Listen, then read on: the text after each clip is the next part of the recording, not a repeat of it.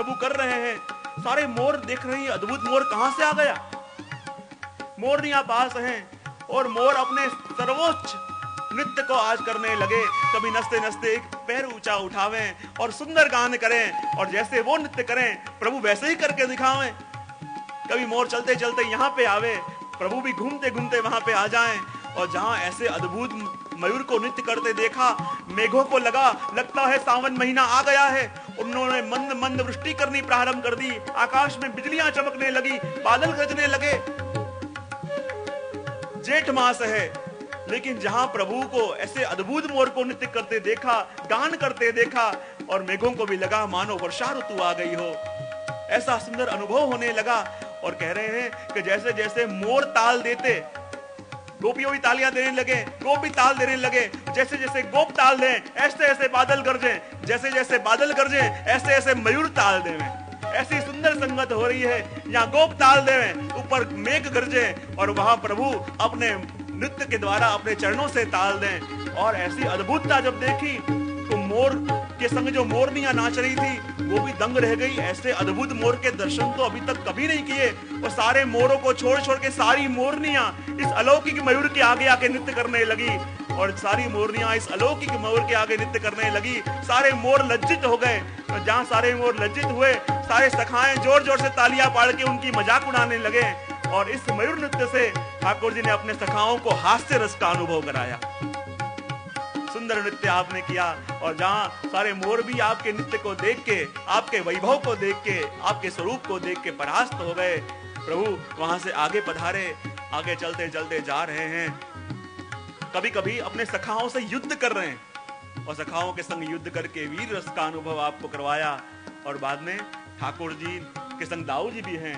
दाऊ जी ने कहा, लाला मैं थक गया हूं, जरा मेरे पैर दबा देगा। प्रभु ने कहा जरूर। दाऊ जी विराजे एक सखा के गोद में मस्तक रख के, और जहां ठाकुर जी उनके चरणों का पालन करने लगे, चरण दबाने लगे। पर कुछ गोपों को ये वस्तु पसंद ना आई। हमारे इष्ट हैं, हमारे प्रेष्ठ हैं, हमारे सर्वस्वर हैं, और वो किसी के पैर दबा रहे। और अपने सर्वेश्वर को गौण कार्य करते हुए देखा, और गोपों को विभस्त रस का अनुभव हुआ।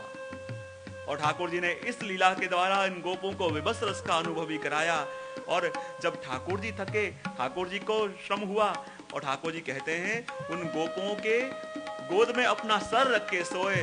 और महाप्रभु जी कहते हैं ये गोप कौन है? ये दूध दही का व्यापार करते हैं, यानी क्षत्रिय हैं। और क्षत्रियों का प्रागट्य प्रभु की जंघा में से हुआ, और उसी जंघा के ऊपर सर रख के आज प्रभु पौड़ रहे हैं, यानी उनका क्षत्रिय धर्म सफल कर रहे हैं। और जब ठाकुर जी विराजमान हैं, पास में कुछ सखा आके प्रभु को पंखा कर रहे हैं, कोई सखा चरण सेवा कर रहे हैं, उनके लिए महाप्रभु जी भी केचित शब्द लेते हैं। ऐसे तो कुछ केचित भाग्य वाले सखा जो हैं, जिनको प्रभु के चरण सेवा मिल रही है, जो प्रभु की पंखा कर रहे हैं, और उनको ये सेवा देके दास्य रस का अनुभव कराया। और कहते हैं धीरे धीरे ठाकुर जी के आंख भारी भारी होने लगी। ठाकुर जी गोपों के गोद में सर रख के पहुंच गए। और जहां प्रभु पहुंचे, महाप्रभु जी कहते हैं शयानो ही शांतेव भवति, जो सो जाता है वो शांत हो जाता है। और जहां प्रभु पहुंचे, और उनके सारे सखाओं को शांत रस का अनुभव हुआ। जैसे जैसे प्रभु ने लीला करी, और लीला करके अपने गोपों को भी, अपनी गोप मंडली को भी आपने अलग अलग रसों का अनुभव कराया, अलग अलग स्वरूपों का दर्शन कराया। वही बात आप कर रहे हैं कि गोप बालक मंडली मध्य रंग अनेक उपजावे जी, मत गज गति मलपताते श्री गोकुल मां आवे जी। और अपने गोपों को भी ये सारे रसों का अनुभव करा के, अपने गोपों के अंदर भी ये सारे रसों की अनुभूति करवा के, जब ठाकुर जी गोकुल में आते हैं, उसी दृश्य का वर्णन इस छठी पंक्ति के अंदर करते हुए कह रहे हैं गोप बालक मंडली मध्य। गोप बालक मंडली मध्य रंग अनेक उपजावे जी, मत गज गति मलपताते श्री गोकुल मां आवे जी। गोप बालक मंडली मध्य रंग अनेक उपजावे जी मत गज गति मलपताते श्री गोकुल मां आवे जी। और जब ठाकुर जी सारे सखाओं को इस रस की अनुभूति करा के ब्रज में पधारते हैं, गोकुल में पधारते हैं, तब आपकी गति कैसी है, आपकी चाल कैसी है, उसका वर्णन यहां कर रहे हैं। मत गज गति मलपता, जैसे कोई गजराज हो, मत्त हो, जिस गजराज के माथे से मद झर रहा हो, ऐसा गजराज जब कहीं पधारता है, कहीं प्रवेश करता है, चलता है, और उसकी गति में जैसी विलासिता होती है, वैसी ही विलासी गति का दर्शन यहाँ प्रभु की गति में हो रहा है, जिसका वर्णन हमारे भगवती भी करते हैं कि अपनी गैयाओं को लेके प्रभु संध्या आरती के समय पधार रहे हैं ब्रज में, और उसका दर्शन करते हुए हमारे भगवती जन भी काके कहते हैं, आवत मोहना देनो लिए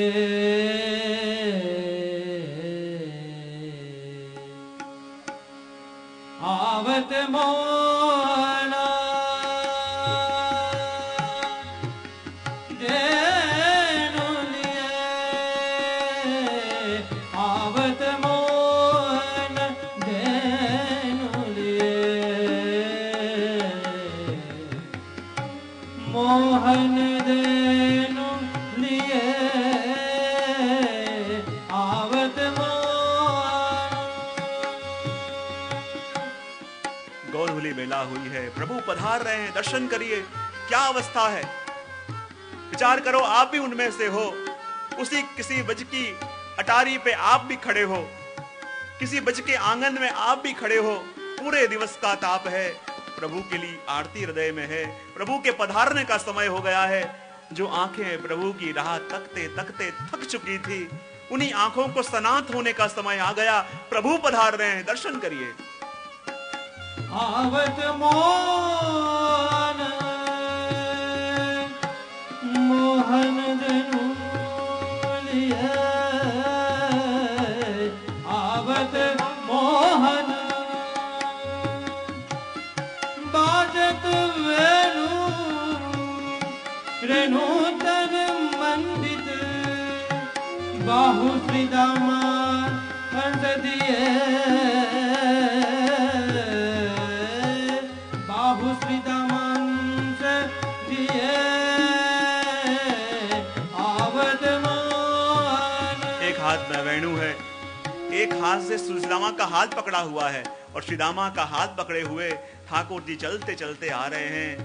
मुख रेणु से मंडित हो चुका है, जैसे जैसे गाय चल रही है और उनके चरणों की रज जो उड़ रही है, उससे पूरा मुख मंडित हो चुका है। पूरे श्रीअंग पे वो ब्रज की रज आपके लगी हुई है, और कैसे स्वरूप आपके लग रहे हैं, मानो कोई पित्त कमल आ गया हो, ऐसा दर्शन आज प्रभु के मुख का हो रहा है। और भगवती दर्शन करते हुए कह रहे हैं, अब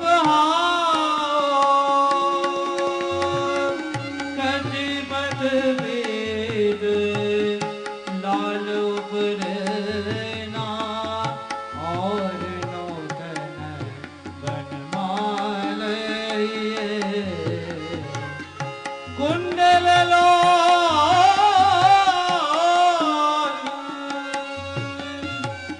कुंडल लोल कपोल विराजत मोर पच सिर मुकुट दिया मोर पच सिर मुकुट दिया आवत मोहन आवत मोहन आवत आवत मोहन। कैसा स्वरूप आपका, पित्त पीतांबर है और लाल उपरना है, नूतन वनमाला है। जब वन में आप पधारे और उसी समय उन वन सीमंतनियों ने सुंदर अपने भावों के पुष्पों से गूंथ के वो माला भावावेश में आके प्रभु के कंठ में डाल दी, वही माला को धारण करके प्रभु ब्रज में पधार रहे हैं।